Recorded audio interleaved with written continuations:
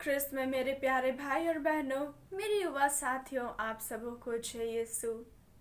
आज हम 17 दिसंबर के दिन जिनके बारे सुनने के लिए आए हैं, उनका नाम लाजरुस था।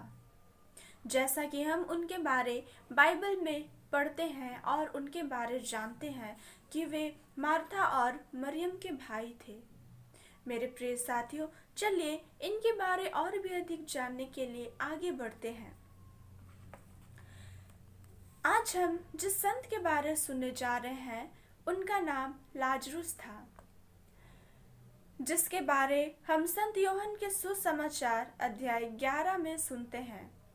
हम सभी जानते हैं ये मार्था और मरियम के भाई थे। हम सभी सुसमाचार में इनके बारे सुनते हैं कि जब लाजरुस की मौत हो जाती है, तब प्रभु यीशु बेथनी आते हैं। जब प्रभु बेथनी जा रहे थे, उस समय उनके शिष्य उनसे बेथनी जाने को मना कर रहे थे, क्योंकि यहूदी लोग यीशु पर और उनके शिष्यों पर आक्रमण करने वाले थे। जब यीशु बेथनी पहुंचे, तब उन्हें पता चला कि लाजरुस की मौत हो चुकी है। उसके बाद जब प्रभु उनके कब्र के पास जाते हैं, तब उनके कब्र के पास बैठकर रोते हैं। उसके बाद प्रभु कहते हैं, लाजरुस फिर से जी उठेगा। उस समय मार्था विश्वास नहीं करती है और उनसे कहती है कि हाँ प्रभु, लाजरुस अंतिम दिन में जी उठेगा।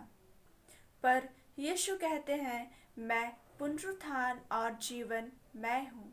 जो मुझ में विश्वास करता है, वो मरकर भी मुझ में जीवित रहता है। फिर प्रभु यीशु प्रार्थना करते हैं और उसके बाद लाजरुस के कब्र के पास कहते हैं, लाजरुस बाहर निकल आओ। लाजरुस की मृत्यु के बाद, उनकी मृत्यु 4 दिन हो चुकी थी उनकी मृत्यु के बाद, लेकिन भी जब यीशु उनसे कहते हैं, लाजरुस अपने कब्र से बाहर निकला, यीशु अधिकार से कहते हैं, उस समय लाजरुस जी उठते हैं और वे कब्र से बाहर निकल आते हैं। जब वे अपने कब्र से बाहर निकल आते हैं, तो उनके शरीर में जो पट्टियां लगी रहती है, जो कपड़े लगे रहते हैं, उन्हें वो निकालने को कहते हैं। उसके बाद वहां पर उपस्थित सभी लोग देखकर, इस आश्चर्यजनक कार्य को देखकर सभी कोई आश्चर्य हो जाते हैं। उसके बाद उसी समय सभी लोग यह आश्चर्य कार्य को देखकर प्रभु की महिमा करते हैं। कहा जाता है कि यीशु के मृत्यु और पुनरुत्थान के बाद वे बेथनी छोड़कर साइप्रस चले जाते हैं। उसके बाद ऐसा कहा जाता है कि संत पौलुस और बरनबास के कहने पर किटियोन नामक जगह पर लाजरुस को बिशप के रूप में चुना गया था और लाजरुस की 14वीं शताब्दी में उनकी मृत्यु हो गई थी। मेरे प्रिय साथियों, आज हम लाजरुस के बारे सुने। वे यीशु के साथ रहा करते थे, वे उनके दोस्त थे।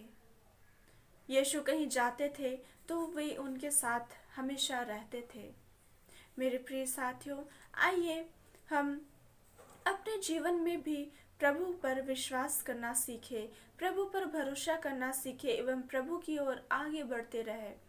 मेरे प्रिय साथियों, अभी आगमन का समय है, हम अपने यीशु की आगमन की तैयारी कर रहे हैं। मेरे प्रिय साथियों, हम सभी प्रभु से ये कृपा मांगे कि पिता ईश्वर से हम प्रार्थना करें कि पिता ईश्वर हमारे इस आगमन की तैयारी को करने में हमारी मदद करे।